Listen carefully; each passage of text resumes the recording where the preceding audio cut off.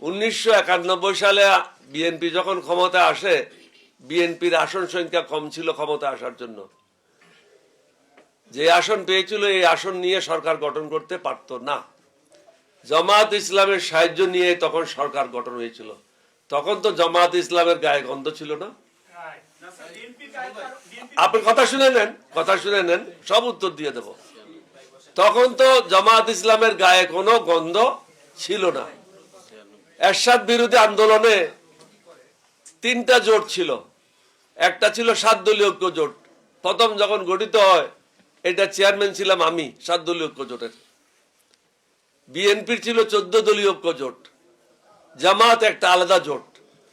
এই 3টা জোটের মধ্যে নিয়মিত মিটিং হতো।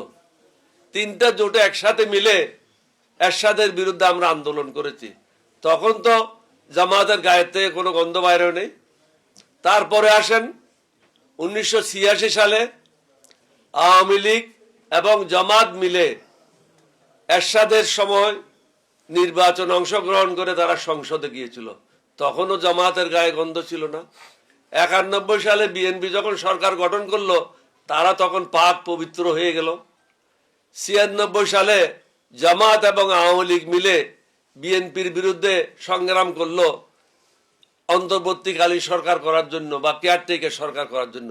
তখন তো ওদের গায়ের থেকে একদম খাস সুগন্ধি বেরোচ্ছিল। তখন তো কোনো অসুবিধা ছিল না।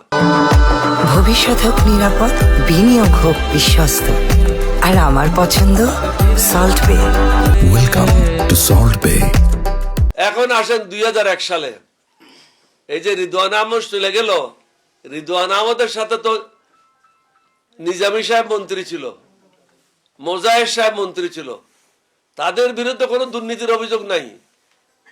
18 বছর এক নাগারে বিএনপির সাথে তারা কাজ করেছে।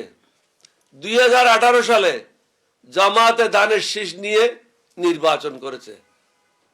তাহলে আওয়ামী লীগও তাদের সাথে কাজ করেছে, বিএনপিও কাজ করেছে। তখন যদি তাদের সুগন্ধি থাকে, আজকে দুর্গন্ধ আসলো কোত্থেকে? আসেন আমার ব্যাপারে। কিছু কিছু সাংবাদিক বা কিছু কিছু ব্যক্তি তথ্য না জানার কারণে ভুল কথা বলছে।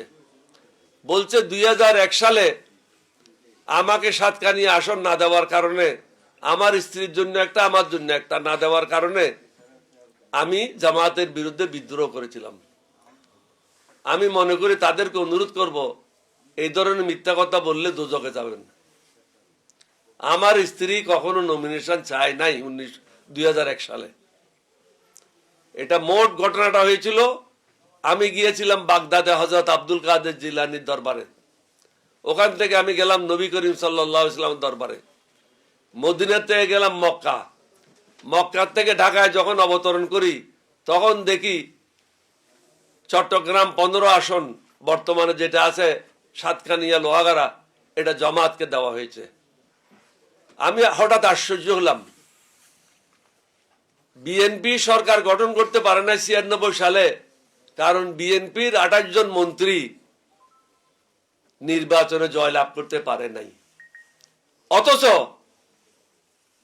আপনাদের দোয়ায়, আমার নবীর দয়ায়, আল্লাহর মেহেরবানিতে আমি 2টা আসন থেকে জিতে আসছিলাম। যেখানে 28 জন মন্ত্রী হারিয়ে গেছে, সেখানে আমি 2টা আসনে জিতে আসছিলাম। আসার পর আমি চিন্তা করলাম কোন আসনটা রাখবো, কোন আসনটা ছেড়ে দেব। এখন আমি চিন্তা করলাম, যদি সাতকানিয়া লোহাগাড়া আসন ছেড়ে দিই, এটা জামাতে নিয়ে নেবে, বিএনপির আর কারো পক্ষে এই আসন পাওয়া সম্ভব হবে না। এবং চন্দনেশটা যদি আমি অন্য কাকেও দিই, এটা নিরাপদ হবে না।